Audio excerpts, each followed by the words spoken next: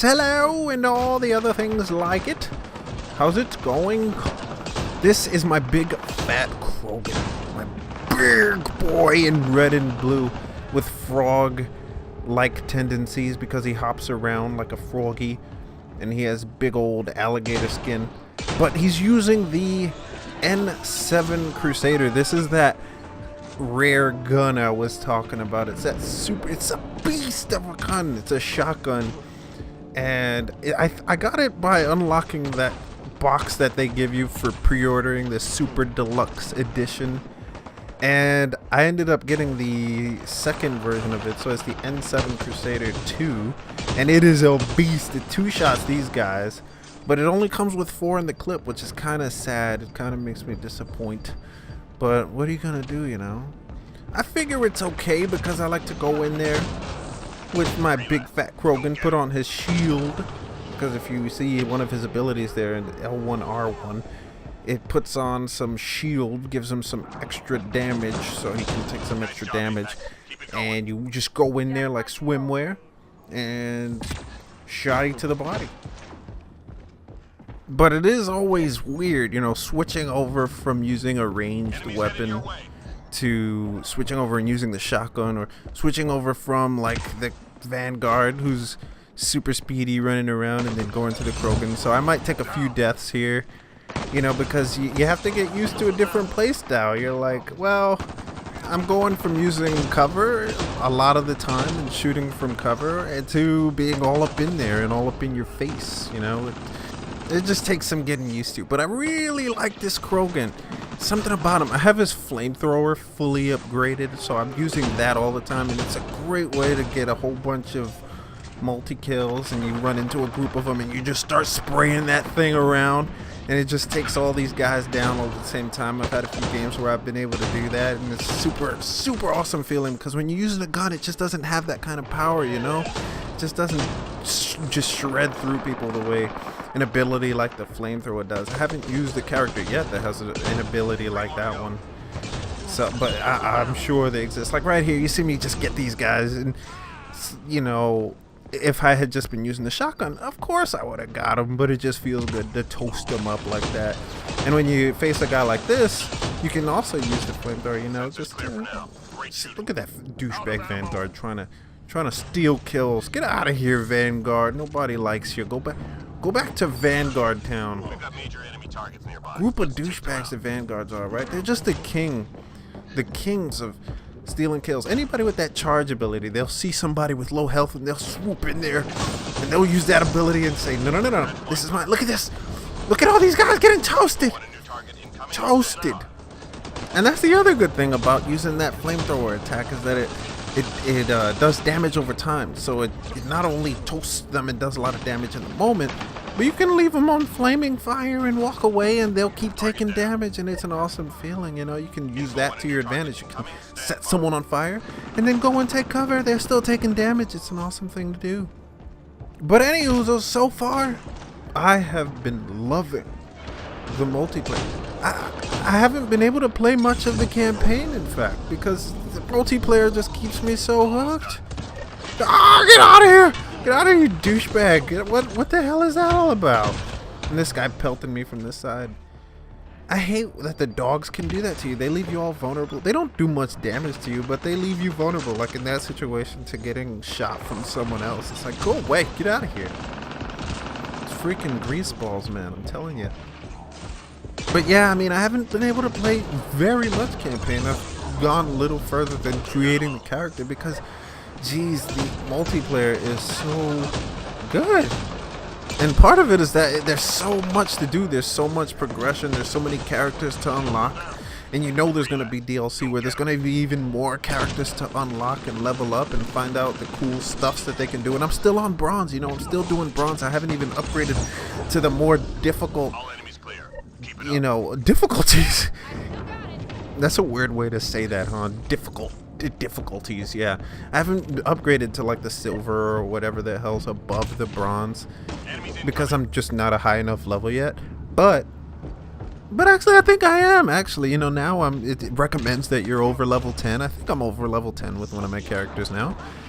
Specifically this guy right here, because I play with him the most, even though I like the Vanguard more. I've been playing with this guy because he's my rarest character that I've unlocked. I've seen other people with like the ultra rare Jaw type of character, the Angara or Angora, whatever the heck they're called, or the human kineticist. I've seen people with all these ultra rare characters, and I'm like, you lucky horse.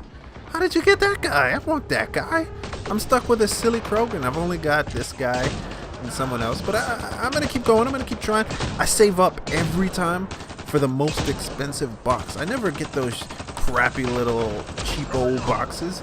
I save up, get all the monies in the world, and then I buy the big old premium box because, you know, I'm a high maintenance Krogan. I don't settle for less. I need the most expensive shoes. And that's the best thing about the Krogan, isn't it? He doesn't give a damn. He goes in, his melee's not some silly punch. He's not trying to get into a cat fight with you like the other guys. He headbutts you with his big old head, with his big old turtle helmet. Just brutal and vicious. Speaking of those extra super duper ultra rare characters, I think I'm playing with one in this match right here. I don't think I get first in points in this game because one of those guys is running around with his silly little sword slicing away at people. And look at that guy run away from all these enemies. Don't be a bag of pusses. Don't be a puss bag. Look at that flamethrower go to work and just wreck everybody. And what the heck? That was my first time seeing that kind of enemy. I'm like, where'd he go? What the hell's going on? He just disappears if you shoot him once. That's some cheapo stuff to do. Jeez, I'm getting pelted from behind. I'm like, what? Those dogs again. It's always those gosh darn dogs. They're always just running up on you, doing melee type of stuff to you, trying to annoy you. But look at this. I don't think the flamethrower does that much damage to a guy with shields like that. I think if it's better. In my experience, what I've done is shoot them first. Like, I haven't been that stupid to start shooting the flamethrower while they still have a shield. I think it's better if you shoot them, get their shields down, and then use the flamethrower. I think it does more damage that way. It's a little bit easier, a little bit faster. And this Krogan, he has this ability as well. He has this ability with the sort of a grenade launcher type of thing. It launches a cluster of bombs at them, but you need to reload it. You need to go back to the ammo box and keep reloading it. So I don't use it very often. Plus, it just doesn't do that much damage so far. I guess if I upgraded it, it might do more damage. But you see, this is a situation right here where I would have loved to have the Krogan Vanguard instead, where you've got somebody like 50 feet ahead of you, but you're sprinting at him with your shotgun. There's nothing you can do from far away. But if you have the Krogan Vanguard or any type of Vanguard, anybody with the charge ability, you would have been able to just charge at him and nobody else would have had the chance to get that kill. But you see, this is a situation right here where you have to hang out in one area for a while and defend yourself. This is, to me, a situation where the Vanguard or the Krogan really benefits because he has that shield ability. Like this guy, don't you just love teammates who do this? Set you invisible. Like, we didn't need it. It's kind of overkill. Nobody's coming over here, but he's like, I'm gonna make you invisible. There's not gonna be any chance of somebody attacking us. And I'm like, yeah, you know, I'm down for that. Yeah. But we didn't need it. But if somebody had been coming, this would be a situation where the Krogan really thrives, right? I really enjoy using the Krogan in situations where you have to stand your ground and defend yourself. He really thrives in situations where, like in the last 30 seconds when you're trying to get extracted, you can use that extra health, that extra defense ability with the shield to survive and barely make it out. It's been a bunch of times where I've been able to do that. And you combine them with the tough power of the N7 Crusader shotgun, and if there dares to be an enemy that comes into your circle, like those stupid pesky little bulldogs, you just kill them. You two-shot them and then you move on. You take cover from the guys who are pussbags and don't want to come in there and challenge you. See, this is a situation where the flamethrower really comes in handy. Look at that. Oh, I love it so much. It freaking gives me 10 boners whenever I use that flamethrower. It gives me 10 of them, not just 1 million of them. That's why, even though the Krogan is more clunky and he feels a little bit more heavy and difficult to navigate with, and you can sort of feel his weight while you walk around with him, I always love him. I always find him to be worth it You just love the sheer power. He can just, you see this sharpshooter here? I'm not scared of you at all. I got a Krogan. I got a Krogan with a flamethrower that comes out of his hand like he's using magic on Skyrim. Just nasty. And this is another thing I like about the shotgun. It doesn't have a huge, like, range deficiency. It seems to do just fine from a range, you know? I like it a lot. I like it a lot. And geez, are we still doing this gosh darn upload wave? By golly, it took forever. And oh geez, I'm getting into a pinch here. Look at this. Oh, what am I gonna try to hide from everybody? Can't hide from anybody. I'm sandwiched. Oh geez. This is a bad spot. This is where the Krogan does not thrive. He's getting pelted from behind and he's trying to escape with his little legs. He can't barely move. His little legs can't get him far enough. And they're still shooting me through all of that. Jeez. Oh, by golly. Almost died. Almost died there. But you see, that's a tough situation. That's where the Krogan does not thrive. You have to find a good situation to take cover. Because with, you know, I'm so used to playing with the Vanguard, I get into a bad situation. Just tap L1.